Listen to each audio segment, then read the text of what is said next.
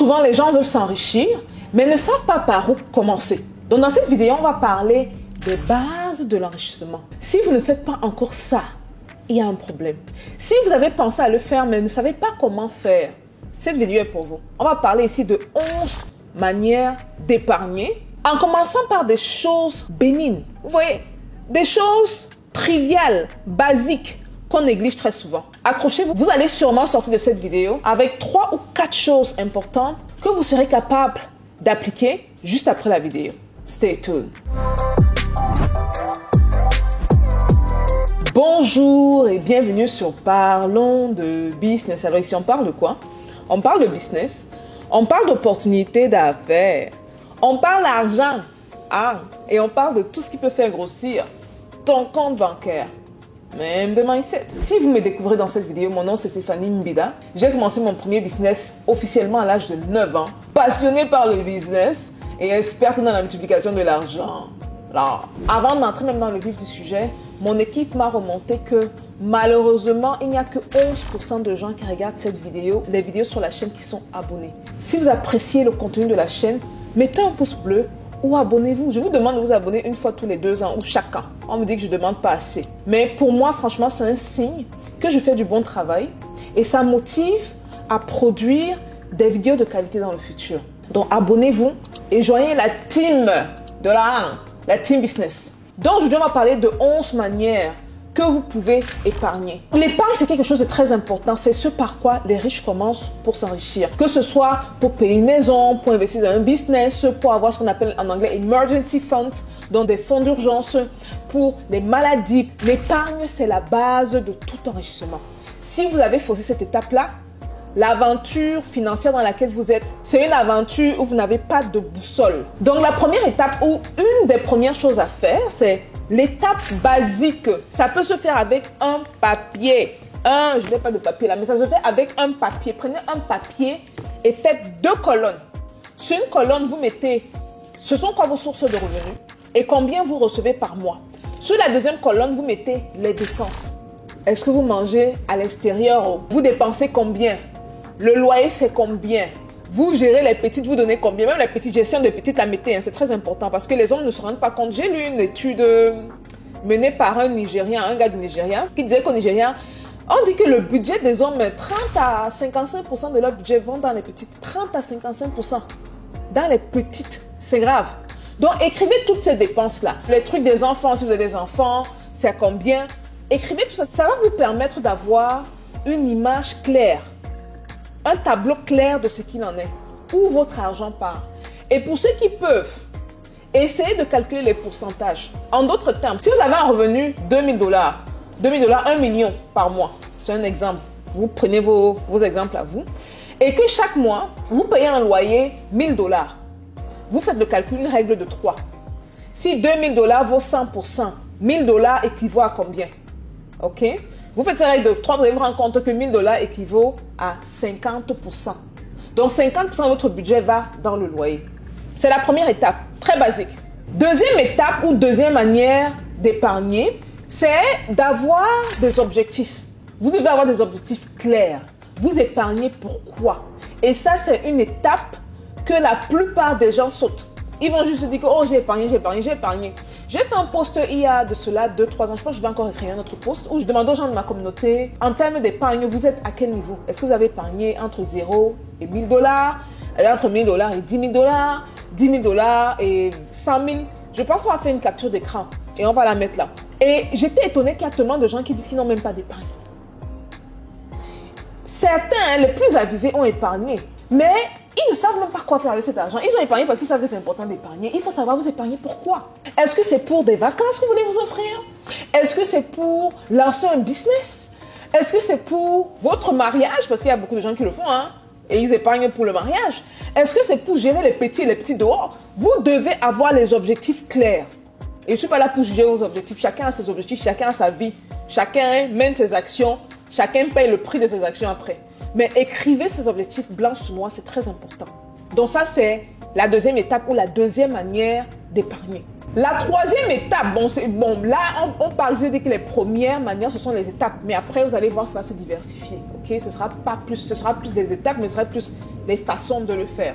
Troisième étape, apprenez à vous payer en premier. L'épargne dans votre budgétisation doit être la première dépense. Je n'ai pas dit que premier investissement. Si vous mettez ça en tête comme une dépense, si pour vous l'épargne est plus important que payer le loyer, je vous promets que vous allez épargner à la vitesse de la lumière. Donc quand votre revenu vient, on va revenir aux 2000 $ que j'ai mentionné un peu plus tôt. Si vous mettez en tête que vous devez épargner 100 $ par mois, qu'il pleuve, qu'il neige, qu'il vente, qu'il y ait tremblement de terre, qu'il y ait je ne sais pas trop quoi, qu'on vous annonce même que vous avez une maladie, peu importe. Quand votre salaire tombe ou vos entrées d'argent tombent, vous prenez le montant et vous le mettez de côté. C'est non négociable. Il faut avoir cette mentalité-là. Si vous voulez être vraiment de très bons épargnants, ayez la mentalité de savoir ce que vous voulez. Et une mentalité carrée même à la limite. Vous avez vos objectifs, vous vous coincez sur vos objectifs et peu importe ce qu'il arrive, surtout qu'il s'agit d'épargne, l'argent va dans l'épargne. Donc ça, c'est la troisième manière, la troisième étape pour très bien épargner. Quatrième étape pour bien épargner, ça j'en ai parlé, j'en parle très souvent quand je fais des vidéos par rapport à l'épargne. C'est une fois que vous avez déjà établi, vous vous rappelez la toute première étape, le papier sur lequel vous mettez vos dépenses et tout le reste. Reprenez ce papier-là et allez voir les dépenses inutiles. Ok? Il y a pratiquement toujours des dépenses inutiles. Bon, vous avez pris un abonnement pour faire du sport. Bon, vous avez payé 12 mois. Vous avez la salle de gym 2 mois. Les autres 10 mois, l'argent allait où tant mieux, c'est eux qui ont eu l'argent. Maintenant, tant pis pour vous parce que c'est l'argent qui aurait pu finir dans un compte d'épargne. Ok, donc prenez votre liste de dépenses et éliminez les dépenses inutiles. Je vous promets, vous allez vous remercier demain. Cinquième manière d'épargner, c'est également, ça rejoint la quatrième manière un peu plus haut. Faites du shopping intelligemment.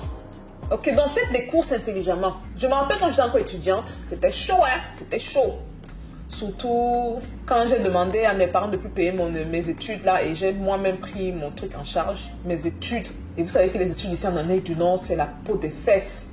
Les gars, c'est pas une affaire de 5 000, 10 000 $, c'est cher. Là, je me suis retrouvée avec un budget misérable.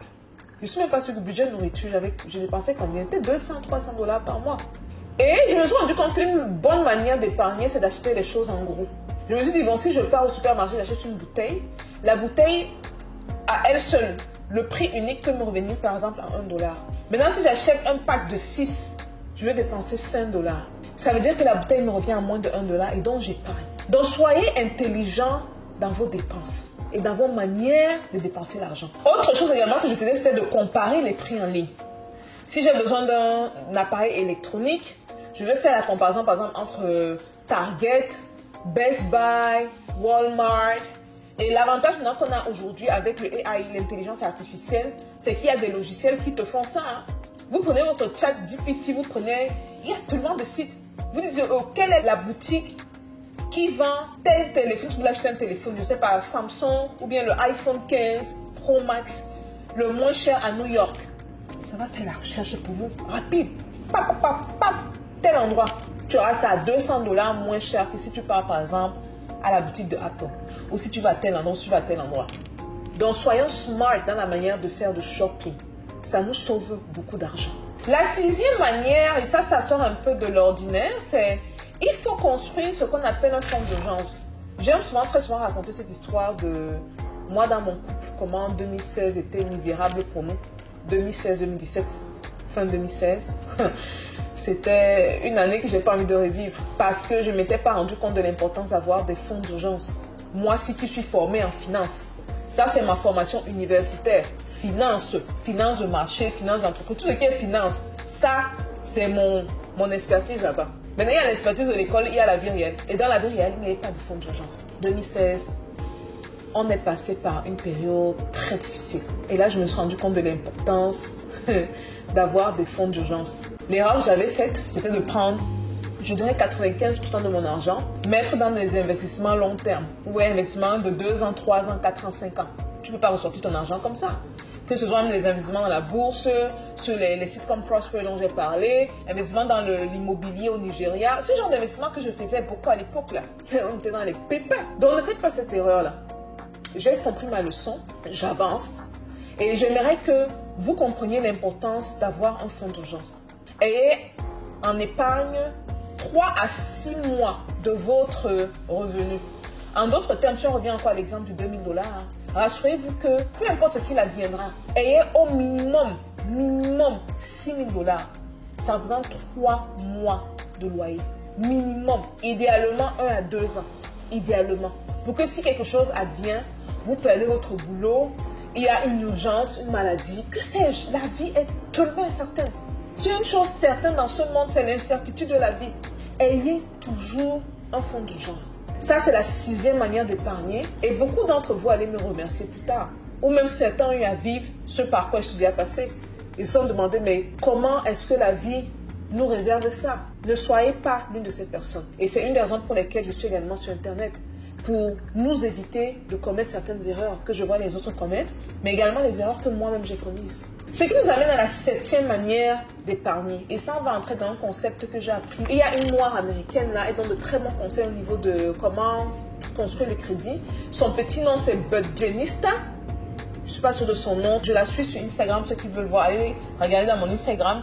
Regardez les gens que je suis. Elle est dans ces gens-là. Elle donne des conseils superbes. Elle a aidé à ce que mon crédit passe. Je pense que tu as un crédit de 650. Ah, je suis pratiquement un crédit parfait. Je suis à plus de 780 là présentement. Un des conseils qu'elle a donné qui m'a beaucoup marqué, c'est le conseil sur les taux d'intérêt. Les dettes à taux d'intérêt. Ça ne va pas s'appliquer pour ceux qui sont en Afrique, plus pour ceux qui sont ici. Si vous avez 3 cartes de crédit, n'est-ce pas?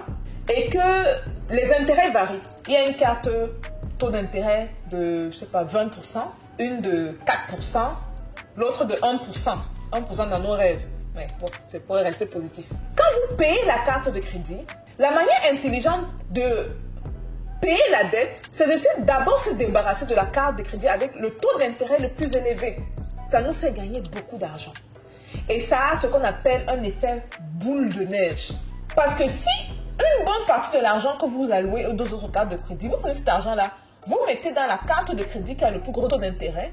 Une fois que cette carte de crédit est payée, vous pouvez maintenant utiliser l'argent de la carte de crédit avec le plus gros intérêt et balancer ça sur les 2 autres cartes de crédit. Moi, personnellement, c'est comme ça que je me suis débarrassée de ma dette parce que je ne veux pas vous mentir, je suis arrivée dans ce pays. C'est là. On m'a donné l'argent gratuit, je ne comprenais pas ça. On te donne carte de crédit de 10 000. Vous savez que quand on venait faire les études ici en Amérique du Nord, il y a la caution que les gouvernements demandent pour venir ici.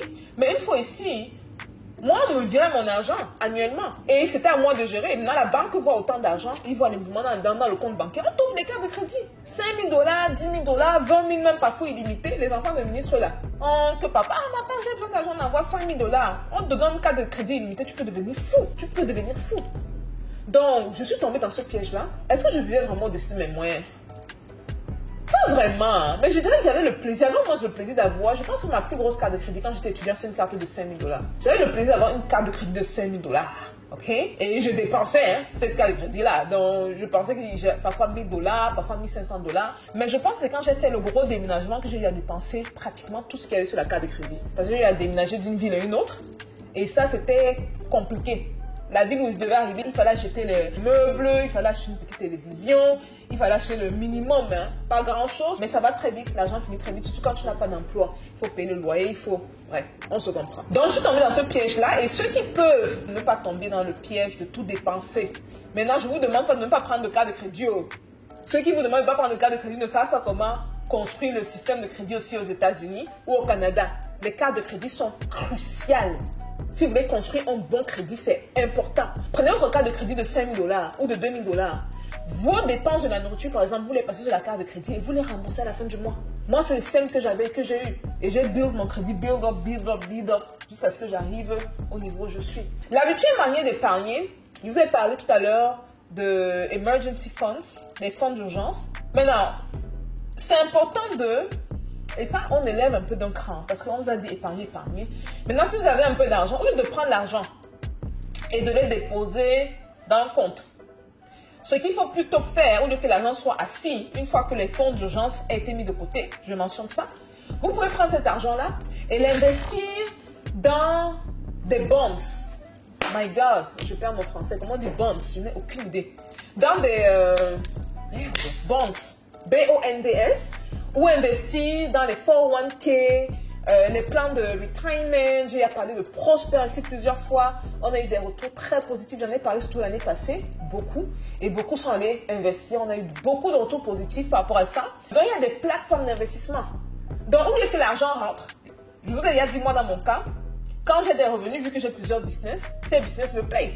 Donc, quand l'argent arrive, l'argent est automatiquement viré dans un de mes comptes, parce que j'ai deux comptes prospères, dans un de mes comptes prospères, automatiquement. Ça peut aller dans un compte d'épargne, mais ça va dans un compte d'épargne, ça ne fait pas de bébé.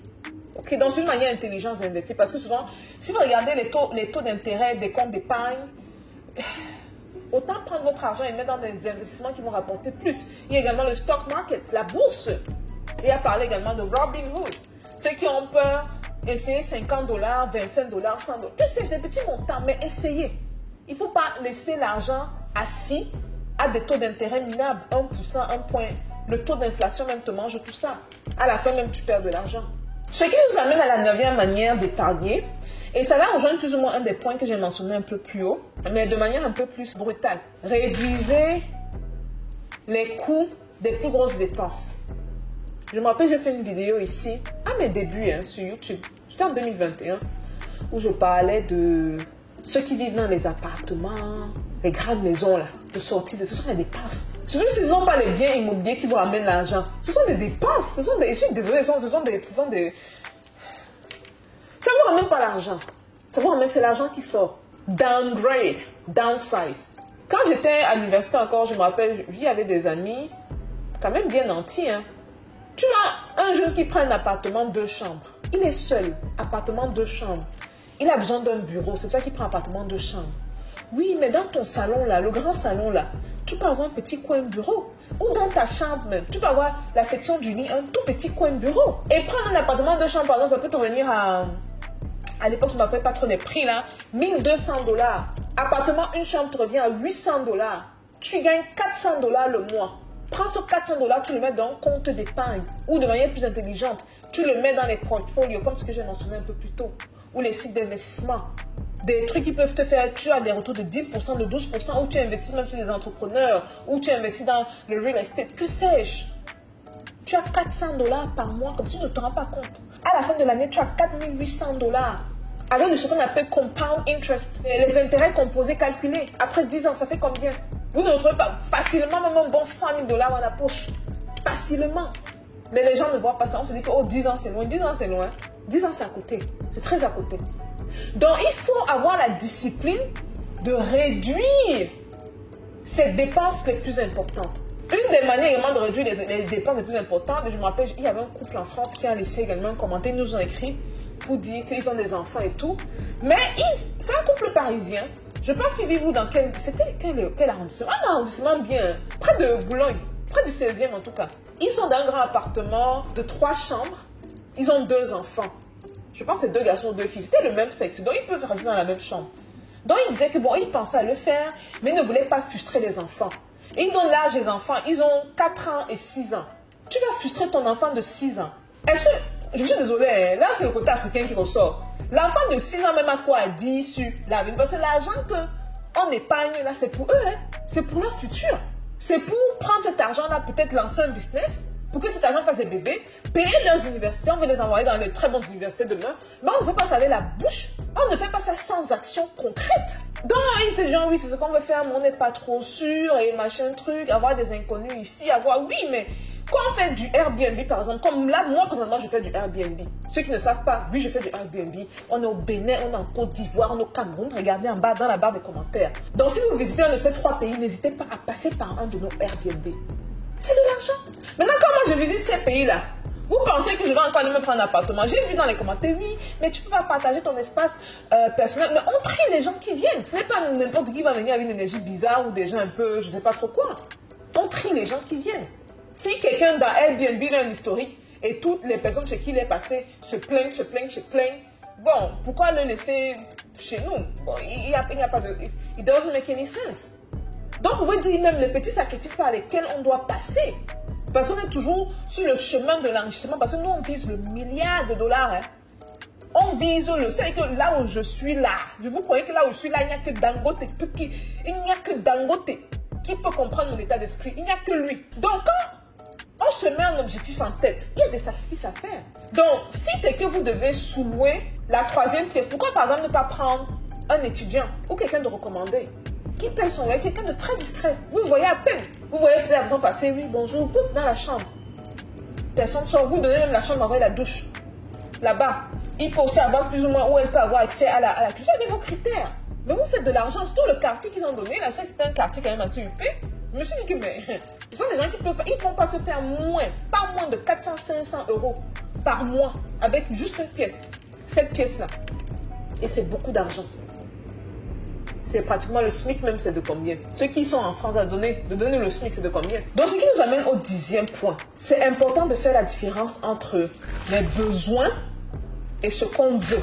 Vous savez, faire le choix entre ces deux-ci fait la différence nette de ceux qui réussissent et de ceux qui échouent. Clair! On le dit souvent, je vais le répéter ici. Le succès dépend des choix qu'on effectue. Et ce 10e point, c'est un choix qu'il faut effectuer entre quelque chose dont vous avez vraiment besoin et quelque chose que vous voulez. Donc, avant d'acheter quelque chose, demandez-vous, est-ce que j'ai réellement besoin de ça? Moi, j'ai eu une grosse discussion avec monsieur là qui me réservait une surprise ici à la maison. Je suis arrivée et le gars a acheté une télévision. Je ne sais même pas par où commencer.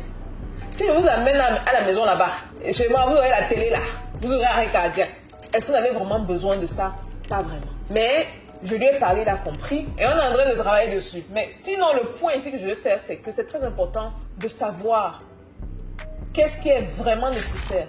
Et quand ce n'est pas nécessaire, n'achetez pas. Et faites même au-delà de ne pas acheter l'argent que vous aviez prévu pour acheter ce que vous pensez dont vous avez besoin là. Nous, les femmes là, oh, il faut notre robe. Oh, il faut notre pantalon. Oh, je n'ai pas le rouge à lèvres de telle couleur. Oh, le vernis a fait quoi? Prenez l'argent et mettez dans les comptes d'épargne. Vous allez vous remercier plus tard. Ce qui nous amène à la 11e manière d'épargner. Et je l'ai mis en dernière position parce que souvent les gens n'aiment pas écouter tout ce qui touche à la tech. C'est la technologie. Mesdames et messieurs, s'il vous plaît, il y a des applications technologiques ici dehors pour nous aider à épargner, pour nous aider à avoir les bonnes habitudes, pour nous aider à ne pas dévier, pour nous aider à nous mettre sur le chemin de l'enrichissement. Dans la technologie, avec le AI là, si vous voulez même une vidéo sur l'intelligence artificielle, dites-moi. Les gars sont en train d'observer ça, c'est fou. Nous, vendeurs sur Amazon, on est en train de trouver les produits avec l'intelligence artificielle, des trucs qui nous prenaient parfois des semaines à trouver. Oh, man! Je vous promets, la mise à jour du coup Amazon qui arrive là, c'est détonnant. Ce n'est pas qu'on dit que les millions qu'on va... C'est à peine de milliards, c'est détonnant. Bref, pour venir dans le cœur du sujet, la technologie est là pour nous aider à épargner. Voici donc 11 manières d'épargner que j'ai partagées avec vous. J'espère que vous en ferez bon escient. N'oubliez pas de vous abonner si vous n'êtes pas encore abonné. Cliquez sur la cloche de notification. C'est une manière pour vous également de me montrer que vous aimez le contenu de cette chaîne-ci. On se voit à la prochaine vidéo les gars, ok? Et n'oubliez pas d'épargner. Oh. Épargne, c'est à faire dans la... Peace out.